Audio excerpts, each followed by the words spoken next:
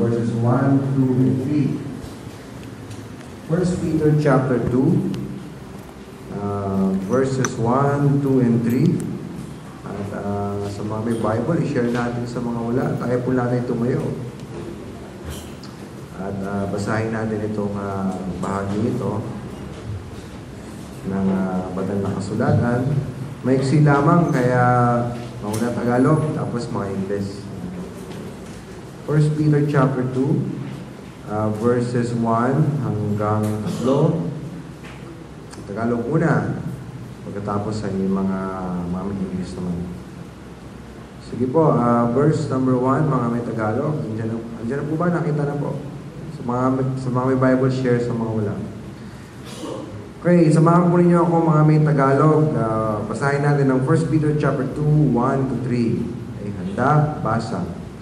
Kaya't sa pag-iwalay ng lahat ng kasamaan at lahat ng pandaraya at pagpapaibabaw at mga pananaghilig at ang lahat ng paglalait, gaya ng mga sanggol na bagong panganak, ay nasain ninyo ang gatas na walang daya na ukol sa Espiritu, upang sa pamamagitan nito ay magsilago kayo sa ikaliligtas, kung inyong napagkilala na ang Panginoon ay mapagbiyaya. Mga English naman. Handa, basa. Wherefore, laying aside all malice and all guile and hypocrisies and envies and all evil speakings, as newborn babes, desire the sincere milk of the word, that ye may grow thereby. So be ye have tasted that the Lord is gracious. Diyos po magpala sa pagkabasa na kanyang salita. Ngayon po natin si Barry Dennis sa ating speaker ngayon. Manalain po muna tayo. Bilang Diyos na makapangyarihan sa lahat, salamat po o Diyos na pagkabasa ng iyong salita at maging sa aming pag-aaral nito, Panginoon. Pinapanalangin po namin, O Diyos, na kumilos po kayo sa aming kalagitnaan. Ang dawa, O Diyos, salita mong ito ay tuloy mo sa aming mga puso at isipan. At magtulak nawa sa aming Panginoon na gawin ang kalooban mo sa aming mga buhay. Nilalapit po namin ang mga sandaling ito sa pangalan po ng aming Panginoong Jesus. Amen. Maaari na po kayong makaupo.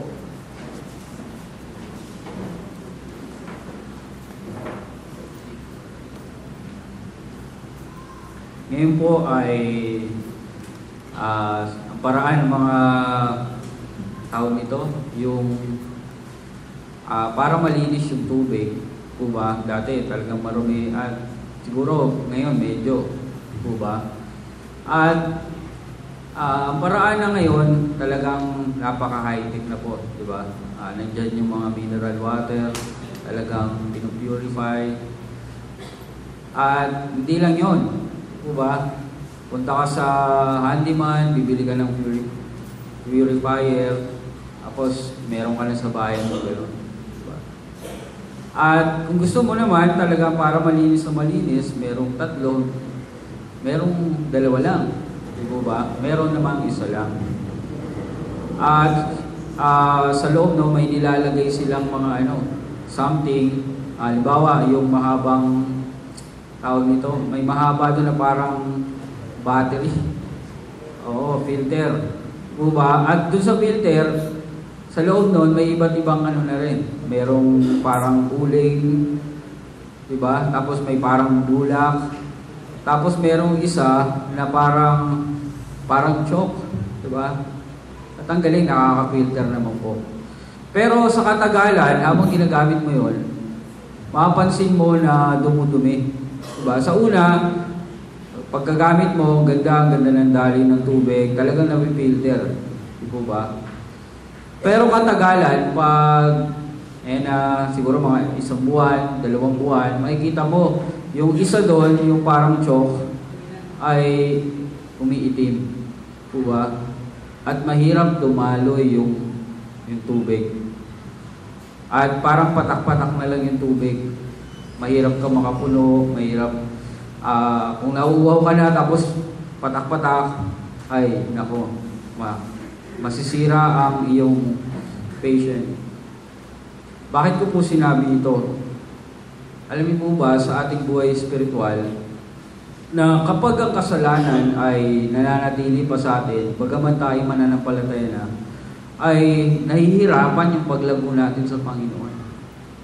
Nahihirapan yung sabihin na natin level up natin sa ating spiritualidad.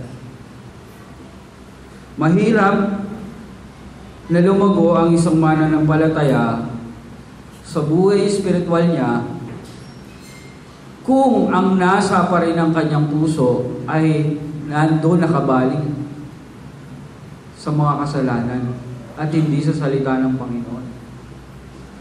Dito po sa ating pag-aaral, sa katunayan, sa chapter 2, verse 2, ang pinakautos po dito ay nasain ang salita. Sincere milk of the word. Yan po ang pinakautos sa isang mananampalataya. Pero bago yon, may sinabi pa siya sa verse 1, sabi diyan, wherefore, laying aside.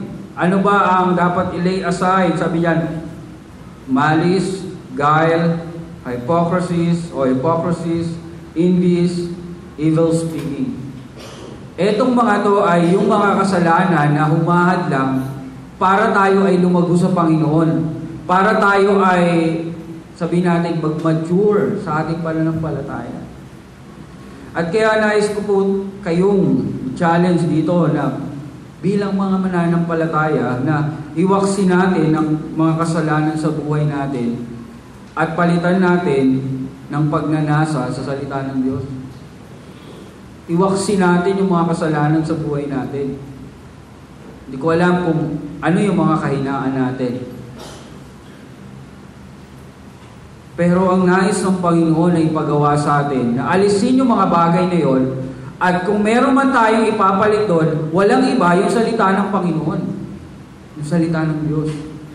Dito po sa 1 Peter, mula po sa chapter 1 verse 23, sinabi po ni Apostol Pedro yung patungkol sa salita ng Diyos.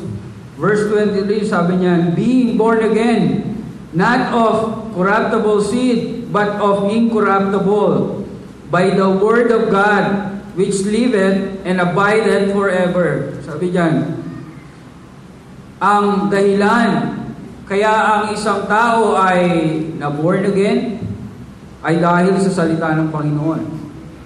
At dito, nagpatuloy pa siya hanggang sa chapter 2, verse 3. At nais po natin pagtuunan ng pansin dito po sa chapter 2, verses 1 hanggang 3.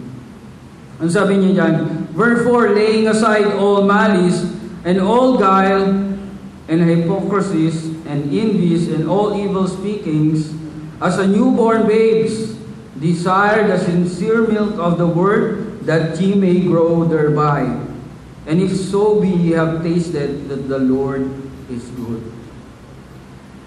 Dito po may dalawang katotohanan po tayong makikita po dito. Yung una sa verse 1, ito po yung sabihin na natin, bago tayo magkaroon ng desire sa God's Word, kailangan mawala muna ito.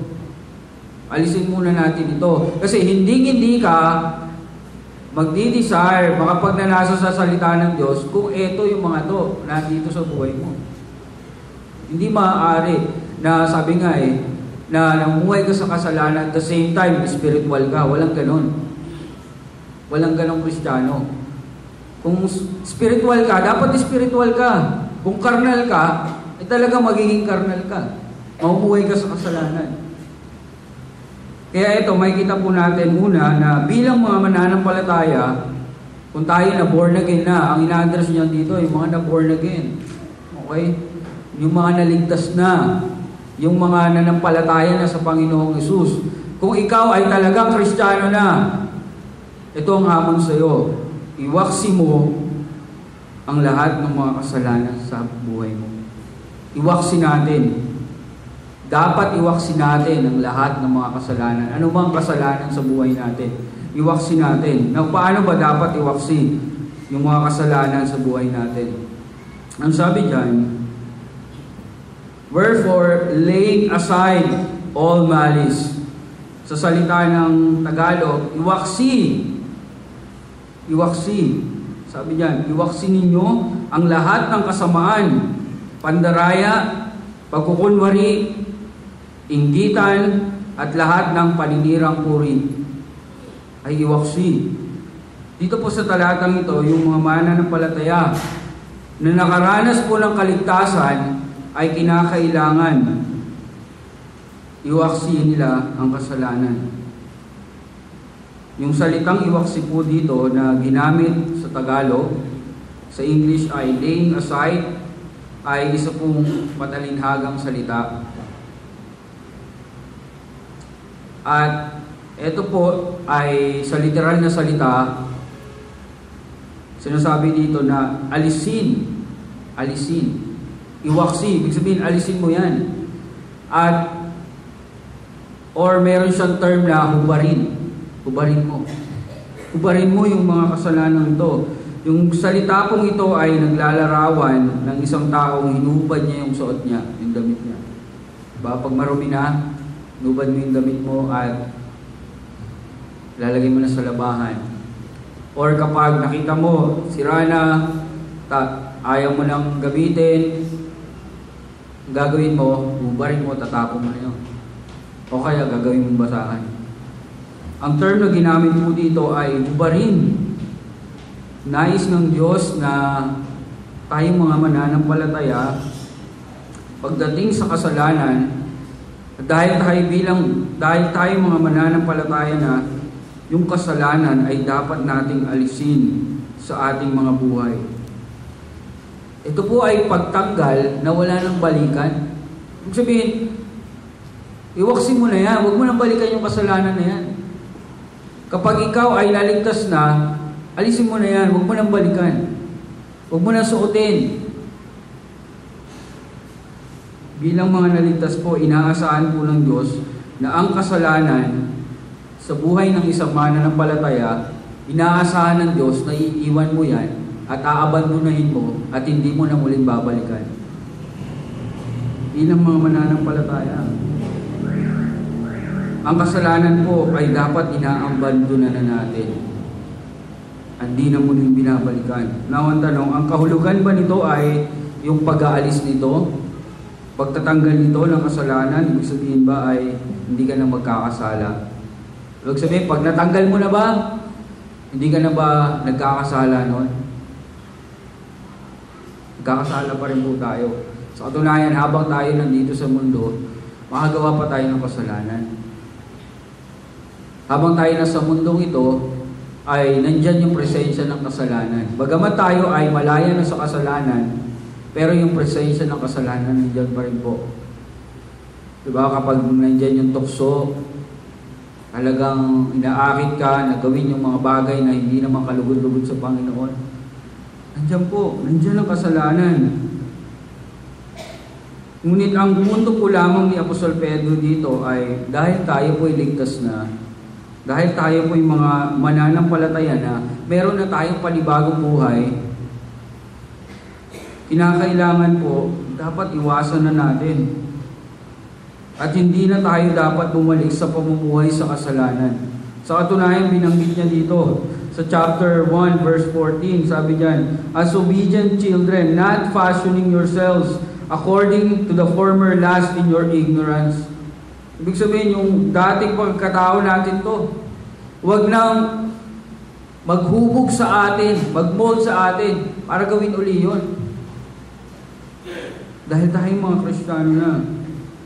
Na ang tanong, ano ba yung mga kasalanan na dapat nating balikan? Okay? Siguro, binanggit po dito, di po ba? Marahil siguro, wala yung kasalanan ko, siguro hindi kasalanan yun. Hindi ibig sabihin wala dyan,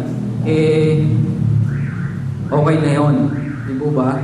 Now, ano yung mga binanggit ni Apostol Pedro ng mga kasalanan na humahad lang sa ating pananampalataya, sa ating paglagong espiritual? Ang sabi dyan, wherefore, laying aside all malice, and all guile, and hypocrisies, and envies, and all evil speakings. Una dito, yung kasamaan. Sabi dyan, alisin ninyo, iwaksin nyo ang kasamaan. Ano ba ibig sabihin yan? Sa salita po ng English, yan sa KJV, King James Version, ay malice. Ito po ba? Malice. Ngunit po sa literal na salita, ito po ay nangangahulugan ng pagiging mapanganib. Ibig sabihin yan, pagiging mapanganib, maaaring makapagdulot sa iyo ng pinsala. At sa kapwa mo, ganun din po. Ito po lanan na nagnanais na makapagdulot ng pinsala sa kapwa. Pagnanais na makapanakit ng kapwa, sa salita man o sa gawa. At marahil, yung mga sinundan niya, maaaring ito yung bunga nito. Dahil ito yung nasa loob natin yung kasamaan. Parang sa puso natin, ito pa yung nandiyan pa yan. At marahil yung kasalanan pong ito ay kung minsan ay bunsod ng pagkagalit. Diba? Pag meron kang, pag bitter ka, nandiyan sama ng loob mo, siguro bago ka maligtas, ay meron kang galit sa puso mo na itinatago. At gusto mo na talagang gumanti, talagang makapanakit ka o masaktan yung isang tao, o nag-iisip ka ng masama para sa kanya, o nag-iisip ka na hindi mo siya, bagaman hindi mo siya sasaktan, pero iba ang manakit sa kanya, yun ang hangad mo. At dito po, sinasabi ng salita ng Panginoon, dapat iwaksin na yan. Yung mga bagay na makapagdudulot ng pinsala, marahil hindi lang ito sa ibang tao, kundi sa atin. Kasi pinsala ito talagang mahahadlangan yung ating relasyon sa Panginoon, yung ating pakikitungo sa Panginoon, yung ating buhay pananampalataya, hindi tayo lalago kung yung kasamaan ay nandyan sa puso natin. Kaya nga sinabi niya, palitan mo. Ano ang ipapalit? Ito, yung pagnanasa sa salita ng Diyos. Sa halip na magnasa ka na makasakit ng kapwa mo o meron kang tinatagong kasamaan sa puso mo, palitan mo yan pagnanasa ng salita ng Diyos. At sinasabi po sa atin na yung mga kasamaan sa puso natin, sa buhay natin ay alisin natin. Pangalawa, sinabi po dyan, yung pandaraya. Yung pandaraya. Yung salitang pong ito ay may termino ng paggawa ng pain. Diba? Yung pain. At isinalin po sa ibang salita. Dito ay sa English, all guile o guile. Sa iba ay sinalin po na deceit, pandaraya. Maaari po natin ihalimbawa po dito yung isang taong namimingwit ng isda, di po ba? At paano ba mamingwit? Paano ba ang ginagawa niya bago siya mamingwit ng isda? Di po ba? Kumukuha siya ng mga papain. Di po ba? At kuminsan yung mga papain ay halimbawa yung mga yung uod, di ba? Or siguro ibang hayop o yung mga insekto nilalagay niya doon. At doon sa parang group na ganyan, nilalagay niya doon yung pampain niya. At ihagis niya doon sa sapat or dagat or ilog na may mga isda, at doon po ba lalapit yung isda at makikita niya. Uy, pagkain, tanggagin niya isda, kakainin yun. Hindi niya alam, merong sa likod noon, merong patusok na gano'n. At kakalawit sa bibig niya, ihilayin siya ngayon. Ganun po yung ginamit na salita dito. Ibig sabihin po na alisin natin yung mga pandaraya. Maaari may mga tao na mga nanluloko sa kapwa. Po ba? Mga term ng sanlibutan, yung mga ginugulangan yung kapwa niya. Sinasamantala yung pinagsasamantalahan yung kapwa niya. Na kung tayo mananampalataya, dapat di na tayo nananamantala ng kapwa natin. Hindi na tayo nandaraya sa kapwa natin. Patas tayo sa buhay natin. Patas tayo sa trabaho natin. May mga, di ba, pag may mga empleyado na yung oras, parang Diba? Sinasayang yung oras pag wala yung amo. Hindi nagtatrabaho. Mayroong mga negosyante naman na yung presyo ng kanilang binibenta ay tinataasan. Mandaraya po yun sa kapwa. Kasi katunayan sa mga internet, di ba, maraming mga lumalaganap na scam dyan. Sasabihin sa'yo, magbigay ka ng ganito. Di ba? Tapos, magkakaroon ka, mag-invest ka dito. Ikaw naman, mag-i-invest ka. Tapos yung balay, tatakbo yung pera mo. Diba? Naalala ko, one time nakapakinig ako sa radyo, sa DCWD. Meron doon programa na humihingi sila ng tulong. At may isang babae yata na humingi ng tulong kay dati si Gani Oro pa doon sa channel sa GMA7 eh. Ngayon nasa channel 9 yata si Gani Oro. Humingi siya, channel 2 na ba? Channel 2 na. Hindi ko alam. Sa channel, dun sa DCWB, may humingi sa kanyang tulong na babae. Ang sinabi niya ay meron sa kanyang nanloko. Ganito ang nangyari. Nasa bus siya, nakaupo, mayroong tumabi sa kanyang isang tao. At marami sila lang dalawa nandun. At inalok siya, sabi niya, alam mo ba, meron ticket ako ng sweepstakes. Sabi niya, ito. Etong sweepstakes na to, nanalo na to, lumabas na yung yung mga number nito. Sabi niya, kailangan ko lang talaga kasi ng pera, kaya gusto ko, ibibenta ko to. Sabi niya. So, syempre, yung babae, sabi niya, nakita niya malaking pera. Yung napanalunan. Sabi niya, i-claim mo na lang ito. So, ginawa ng babae, sabi niya, wala akong pera eh.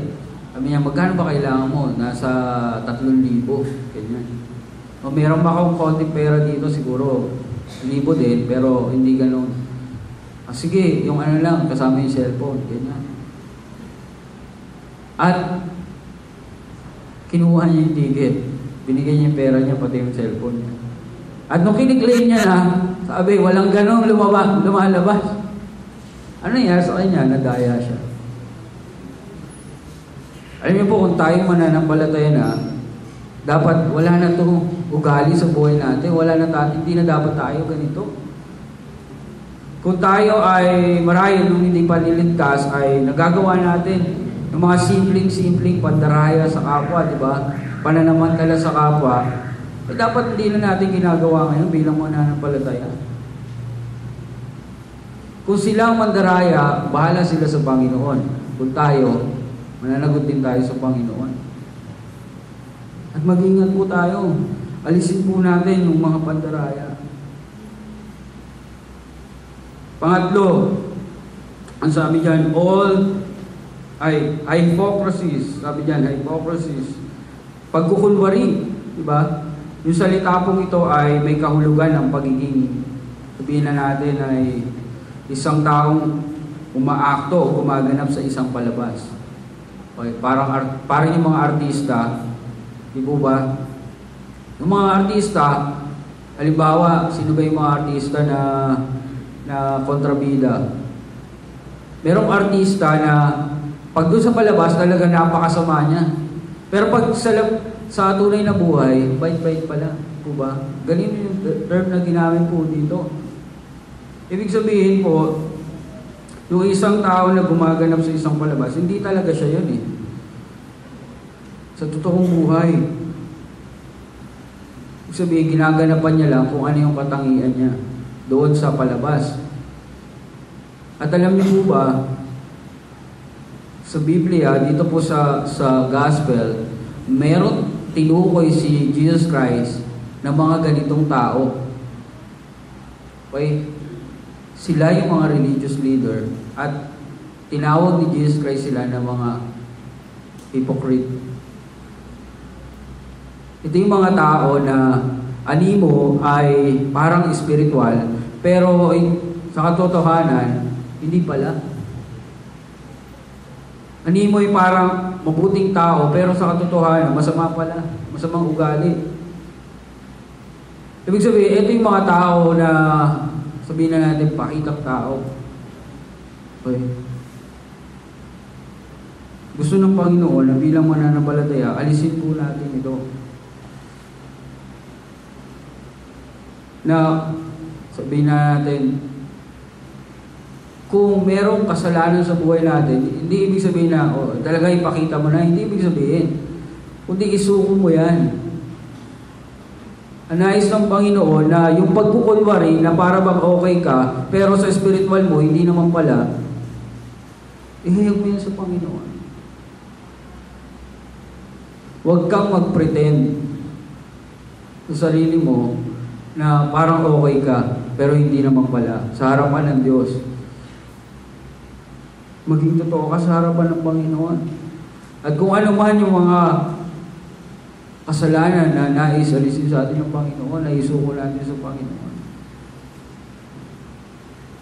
At hindi lang po yun, sabi niya, yung pagkainggit. Ito po ay isang kaisipan na magkaroon ka din ng anumang bagay na meron siya, di ba?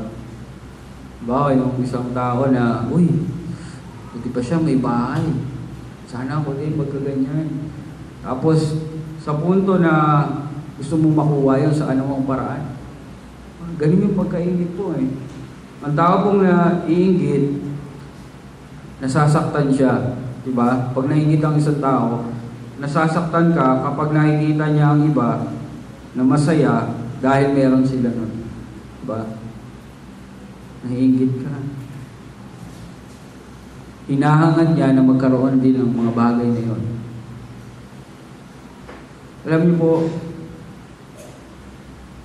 yung pagkainggit, ito po ay konektado sa pag-iimbot, pagnanasa, na sana ikaw rin.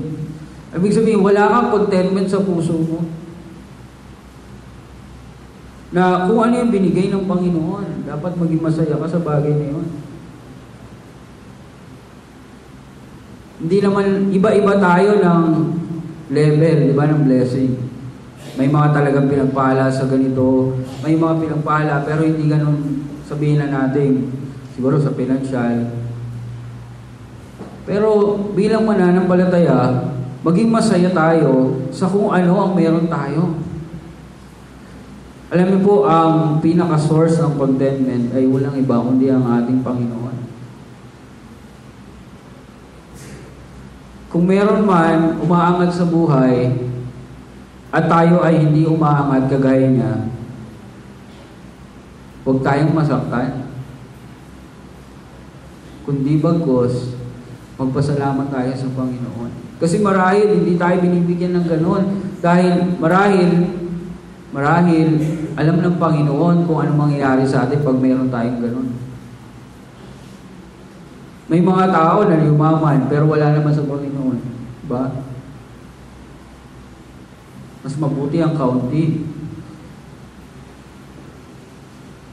Diba? Mas mabuti ang kaunti.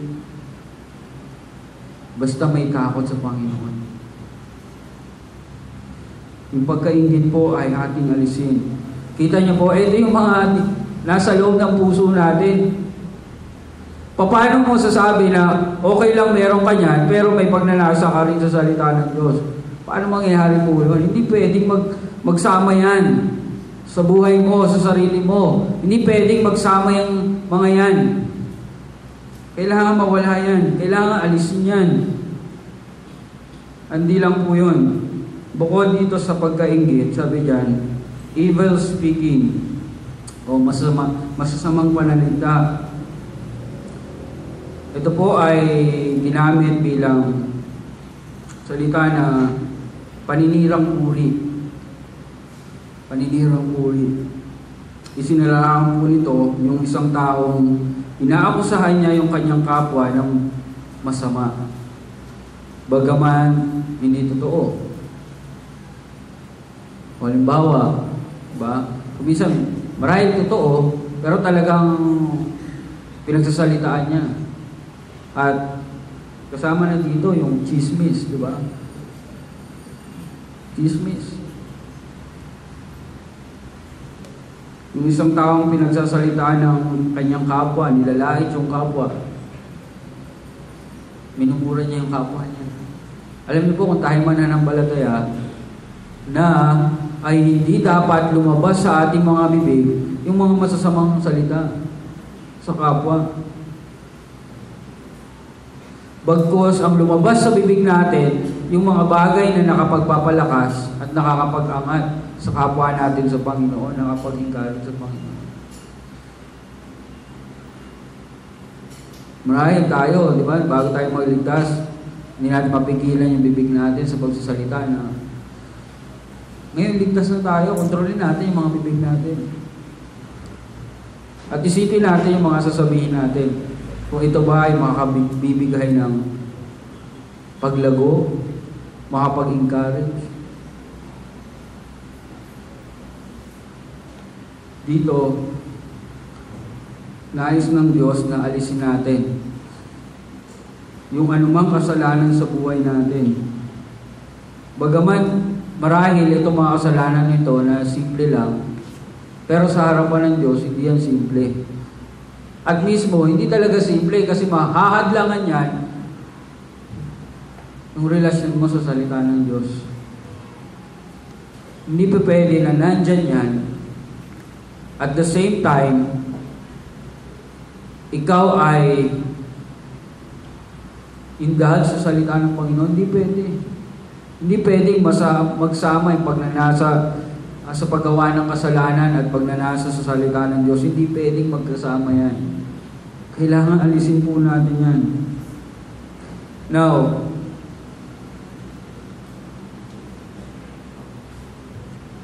ano ba ang kailangan natin gawin upang matanggal natin sa ating sarili ang anumang uri ng kasalanan? Ang pagtanggal ng ating mga nakasanayang kasalanan ay imposible kung hindi tayo magpapasya. O ba? Sabi ng Panginoon, utos niya, lay aside. E ayaw mo magdesisyon.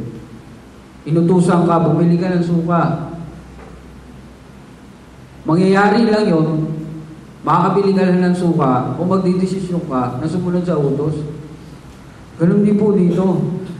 Maalis itong mga kasalanang ito kung tayo mismo ay magdidesisyon. Naalisin po ito. At sa biyaya po ng Panginoon.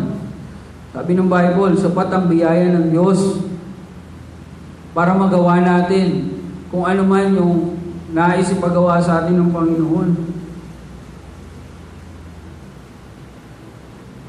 Bagamat tayo ay mga ligtas na, posible pa din po na maghari yung kasalanan sa puso natin. Posible pa din. Kaya ang sabi niya, iwaksin nyo na. Kasi pwede ka pa rin mamuhay dyan eh. Kahit ligtas ka na. Pero kung talagang ligtas ka, hindi ka dapat nag-i-enjoy sa mga bagay na ito. Hindi po dapat tayo nag-i-enjoy. Ang pamumuhay sa kabanalan ay totoong sa biyaya ng Diyos. Magagawa po natin. Pero nais ng Diyos na magpasya po tayo. Magdesisyon po tayo na alisin anumang masamang pag-ugali, mga nakasanayang kasalanan, ay hindi po maaalis kung hindi natin pagpapasyahan sa ating mga sarili na alisin ito. Binigyan po tayo ng biyaya ng Diyos. Lakas para mamuhay.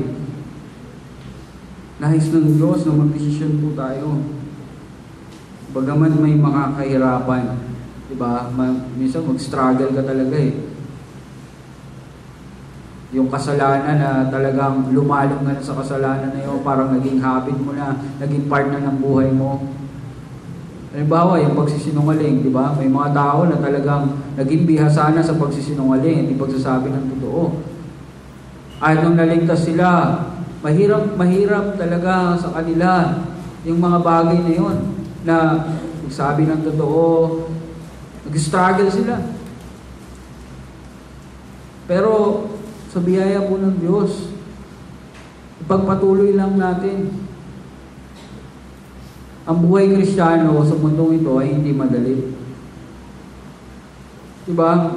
Maraming mga pagsubok tayong pagdadaanan. Maraming mga temptation na hadlang sa atin. Pero nais ng Panginoon na magdesisyon tayo para sa Panginoon. Na alisin yung mga bagay na ito at sa biyaya ng Panginoon. May spiritual pressure po talaga. Sabi nga ng Timothy, train yourself to be godly. Diba? Disiplinahin mo yung sarili mo. Na maging makadiyos. Hindi talaga tayo makadiyos eh. Pero gusto ng Panginoon, sanayin natin yung sarili natin. Dadaan tayo sa paghihirap, di ba? Dadaan tayo sa mga struggle. Ganyan yung mga nagtitraining eh. Pero magpasya po tayo bilang mga mananampalataya, bilang mga ligtas na yung mga kasalanan nito ay natin sa buhay natin. Na bilang lamang ba yung mga kasalanan na dapat nating isuko sa Panginoon, na dapat nating tanggalin sa buhay natin? Gaano karaming kasalanan na dapat nating alisin sa buhay natin? Sa katunayan dito sinabi, di ba? All, di ba? Laying aside all malice, all guile, hypocrisies, nasa plural po yan, pagmaramihan, envies, all evil, lahat. Ibig sabihin, anumang klaseng kasalanan na ganyan, anumang uri na ganyan, dapat wala na yan, inaalis mo na yan. Hindi pwedeng nagtitira ka pa. Panginoon, ito medyo mahirap, kaya ito na lang muna ang titira ko. Panginoon, hindi ko talaga kayang iwan to eh. Hindi pwedeng ganon. Diba? Yung bisyo, hindi pwedeng nandiyan pa rin yung bisyo natin pero Kristiyano na tayo. Diba? Hindi pwedeng masama pa rin pag-uugali natin. Kailangan po, nagdesisyon po tayo. At ang hindi po natin pagpapasya na iwaksi lahat iyon ay hahad lang sa ating paglago sa Panginoon. Ay hahad lang sa ating relasyon sa salita ng Diyos. Iwaksi po natin. Kung ano man mga dinidil sa atin ng Panginoon, kailangan alisin na po natin. Ngayon ang pagpapasya, hindi bukas. Ngayon ang desisyon. Sa una, nagkakakumbay tayo. Okay, naalis ko na itong mga to. Pero sa pangalawang step, dito po tayo kuminsan nag-fail. O marahil tayo po ay nagpasya na sa ating mga sarili na iwaksin na yung kasalanan. Ayoko nang mamuhay niyan. Kasalanan niya sa Panginoon. Ayoko na dyan. Nagdesisyon na tayo. Kuminsan dito po tayo sa pangalawa, bumabagsak. Kaya nangyayari, pabalik din tayo ulit doon. Kasi ito po sa verse 2, sabi diyan, kapag inalis mo na yan, ito dapat. Ang sabi niya verse 2, as a newborn babes, desire, ano yung dapat i-desire natin? The sincere milk of the word. Kuminsan bumabagsak po tayo dyan. Ayoko na ng kasalanan ito. Okay, ano yung papalit mo dyan? Ano yung papalit natin? Siguro, nanonood na lang ako ng TV, mga palabas, para hindi ako magkasala. Siguro, matutulog na lang ako. Siguro, hindi na ako lalabas ng bahay. Marahil siguro, epektibo. Kaya lang sa una lang yun eh. Hindi pang matagalan. Pero, ang pangmatagalan, ito po yung sinabi sa verse 2. Upang hindi na po tayo bumalik sa dating kasalanan na umaalipin sa atin, ano ang kinakailangang ipalit natin dito? Walang iba po kundi ang salita ng Diyos.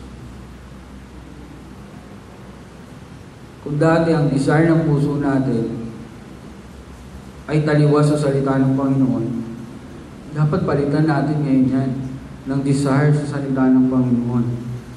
No, kailangan natin gawin sa salita ng Diyos. Sabi diyan, desire. Desire the sincerity of the word. Oo, yung kasalanan, inalis mo na. Pero pinalitan mo ba yan ang pagnanasa sa salita ng Diyos? Ang sentro ba ng pag-ibig mo, ng puso mo, ay nandoon sa salita ng Diyos? Gaano ka ba nagpapahalaga sa salita ng Panginoon? Maaaring natanggal mo na ang bisyo mo, yung pagmumura mo. Pero kapag hiningi ng pagkakataon na dumaan ka sa muli sa ganyan at walang salita ng Diyos na nasa iyo, babalik ka uli sa dati mong buhay. Kaya ang pangalawang utos po dito ay bilang mananampalataya, nasain po natin ang salita ng Diyos at ito po ang pinaka-utos niya. Nasain natin, dapat nating nasain ang salita ng Diyos. Now, paano ba dapat nasain ng isang mananampalataya ang salita ng Diyos? Ang sabi diyan, as a newborn babes, desire the sincere milk of the word. Sabi niyan, as a newborn babe. Gaya ng mga sanggol na bagong silang.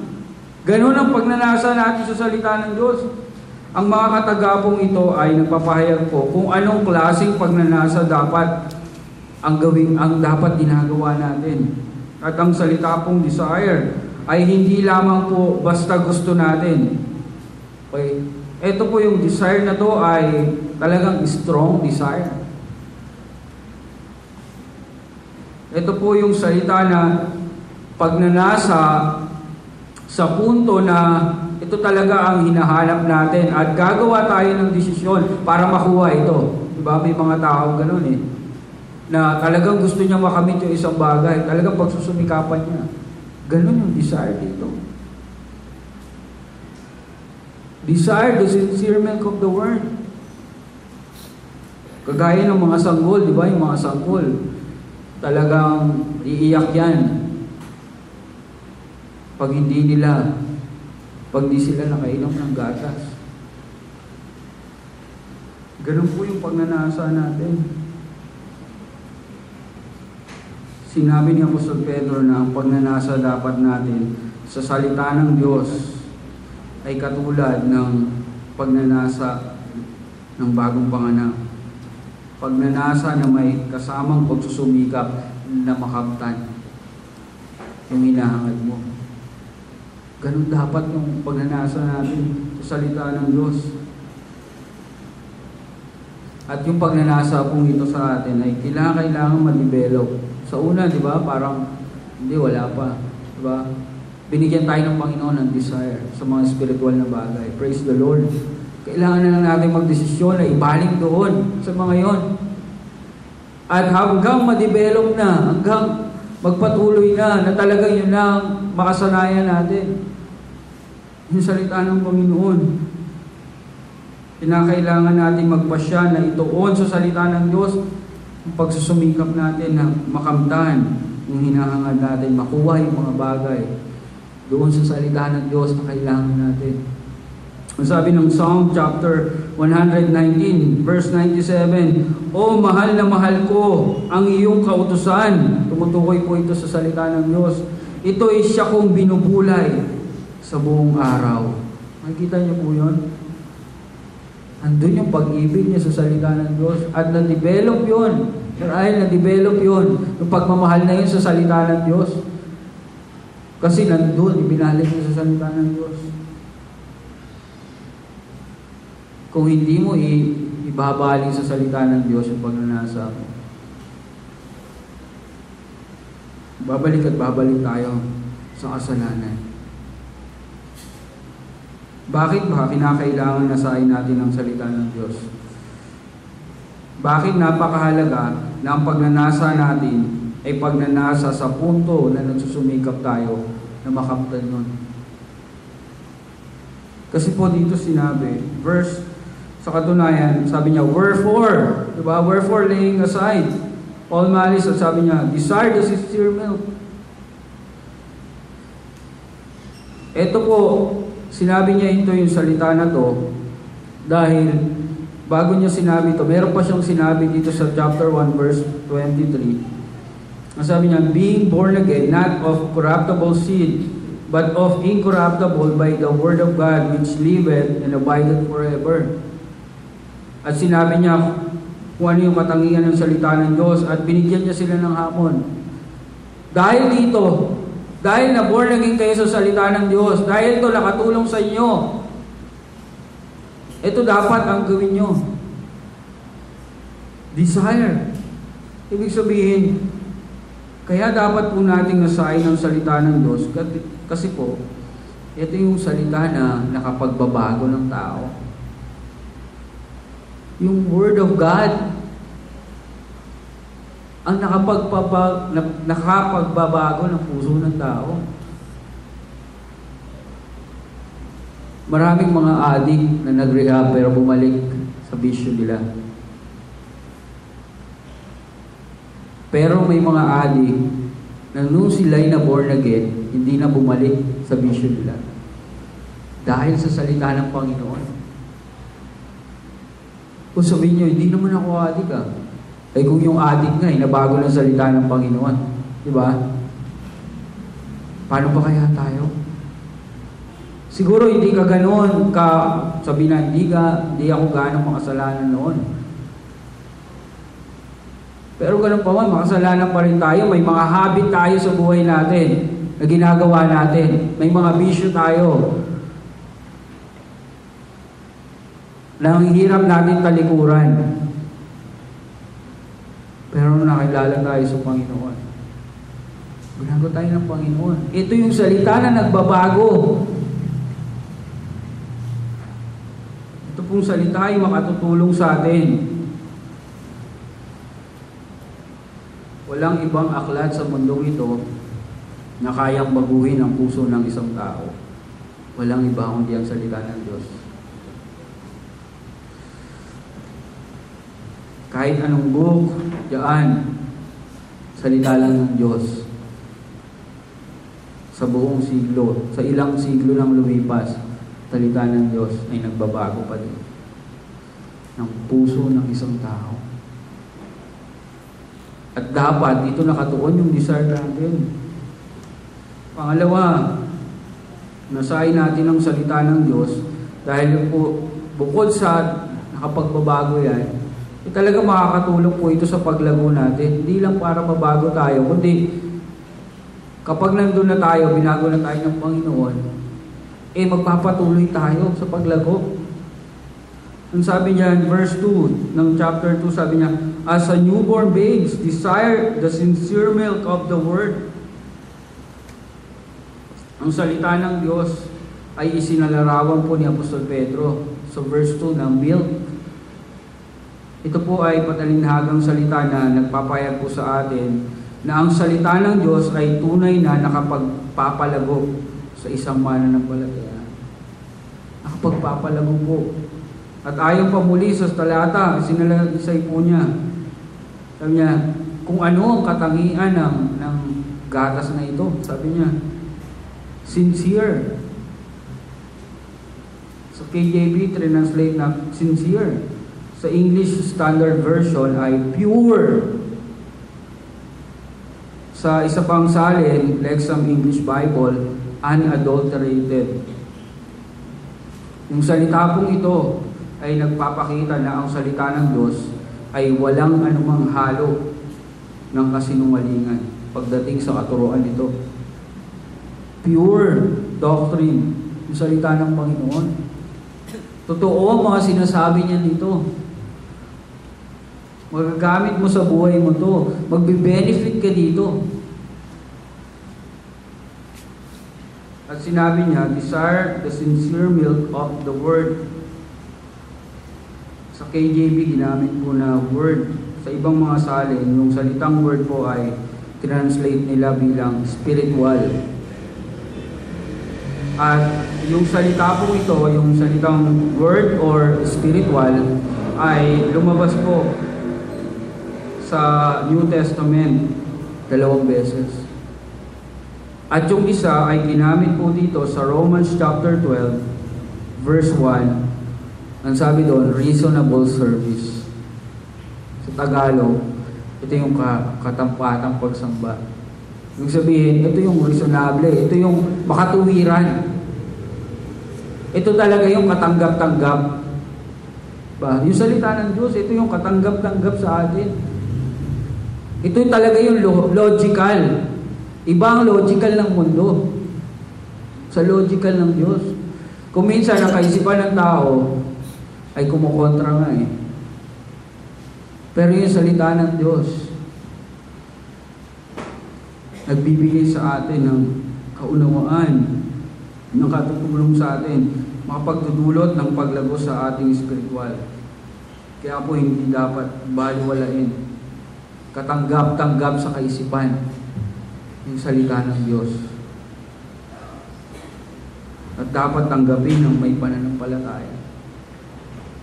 Makakatulong po ang salita ng Diyos para tayo lumago sa pananampalataya. Pangalawa, makatutulong ito o makapagdudulot ito ng paglago tungo sa kaligtasan. Ang sabi niya, that ye may grow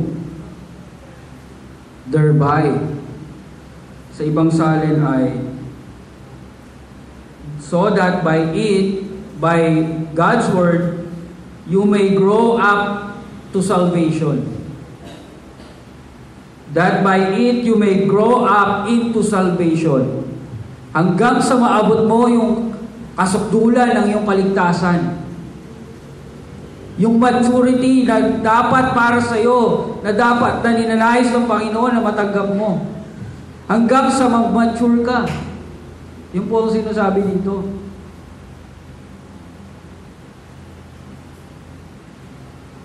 Bakit ba kung minsan parang ang mga mananampalataya, parang mga immature pagdating sa mga desisyon, pagdating sa pagtitiwala sa Panginoon, pagdating sa paglilingkod sa Panginoon?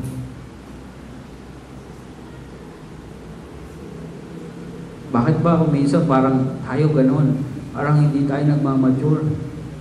Kasi po wala tayong marahil sa salita ng Panginoon. Wala yung puso natin sa salita ng Diyos.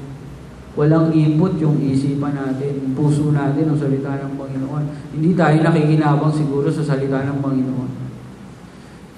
Kaya sa mga pagbabasya natin sa buhay, taliwas pa rin sa salita ng Panginoon.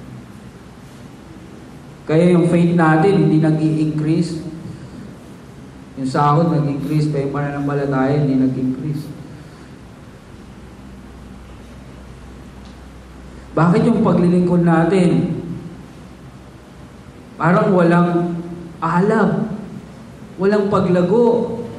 Yung pagsusubikap natin sa kabanalan, pamumuhay para sa Panginoon, parang walang paglago. Kasi marahil wala tayo sa salita ng Panginoon. Sa puso natin, iba ang ninanasa ng puso natin, hindi ang salita ng Panginoon. Ang paraan upang ang isang mananampalataya ay makaranas ng isang tao ay makaranas ng espiritual na kapanganakan ay ang salita ng Diyos. Ngunit hindi lamang natatapos po doon. Ang mananampalataya ka na, para makapagpatuloy ka sa pananampalataya mo, kailangan mo pa rin ang salita ng Diyos. At dapat huwag mahiwala yan sa ating buhay, sa ating puso. Sa paglago natin bilang mga Kristiyano, lalago tayo sa Panginoon hanggang sa maabot natin yung maturity ng ating kaligtasan. Kailangan po natin ang salita ng Panginoon. Pangalawa, panghuli po, tingnan niyo po sa verse 3, sabi diyan, if so be ye have tasted that the Lord is gracious. Ito pong quotation na to ay kinote niya sa Psalm 34 verse 8. Ang sabi na, oh, taste and see that the Lord is good. Blessed is the man who trusted the Lord. Ito po yung instances na si David ay niligtas ng Panginoon. Ibig sabihin po, kinuot po ni Apostol Pedro yung salitang ito para sabihin na kung talagang ligtas kayo, nasain nyo ang salita ng Panginoon. Kung naranasan nyo ang kabutihan ng Panginoon sa buhay nyo, naranasan nyo ang kaligtasan ng Panginoon, eto dapat ang gawin nyo. Ibig sabihin po, inaasahan ng Panginoon na bilang mga ligtas, nandun yung pagnanasa natin sa salita ng Panginoon. Kung talagang naranasan mo ang kaligtasan, nasain mo dapat ang salita ng Panginoon. Yan po ang logical. Yan dapat eh. Naligtas ka.